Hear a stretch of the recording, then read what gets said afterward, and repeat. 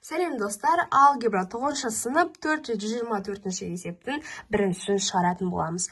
Біздің есептің берілгені бойынша косинус альфа минус 2 синус альфа бөлінген синус альфа минус 2 косинус альфаны минус 0,5-ке тең деп алып, біз косинус 2 альфаны табу керекпіз.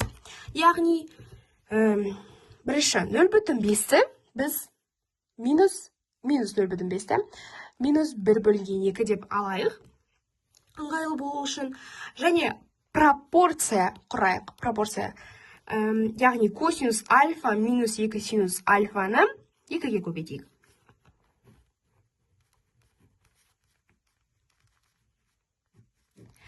Және де сол сияқты синус альфа минус 2 косинус альфаны минус 1-ге көбейтейік.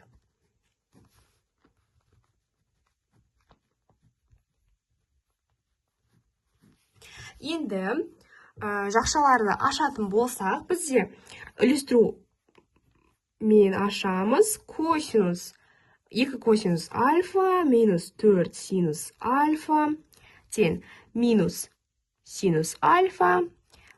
Минус пен минус плюске айналады. 2 косинус альфа. Косинустарды бір жаққа, синустарды бір жаққа жинасақ, 2 косинус альфа, мынау плюс мына жаққа келгенде, теңдіктің ар жағына өткенде минусқа айналады. Минус синус альфа, ал мынау минус 4 синус альфа теңдіктің ар жағына өткенде плюс 4 синус альфаға айналады екен. Енді 2 косинус альфа минус 2 косинус альфа, ол бізден 0-ге тең. Ал минус синус альфа плюс 4 синус альфа, ол бізде 3 синус альфаға тең. Бізде синус альфа 3-ті неге көбейткенде 0 шығады? Әрине 0-ге.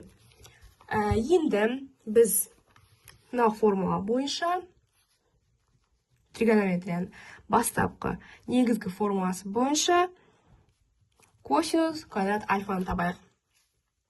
Бізде синус альфа 0-ге тең, яғни синус квадрат альфа да 0-ге тең екен. Ал косинус квадрат альфа бізде 1-ге тең екен.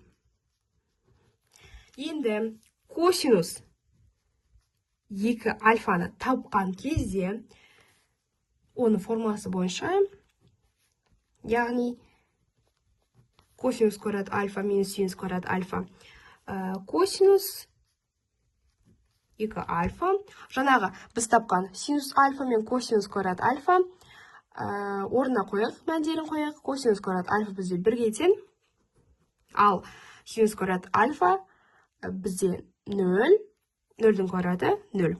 Яғни бізде косинус 2 альфа 1-ге тең екен. Есеп шықты.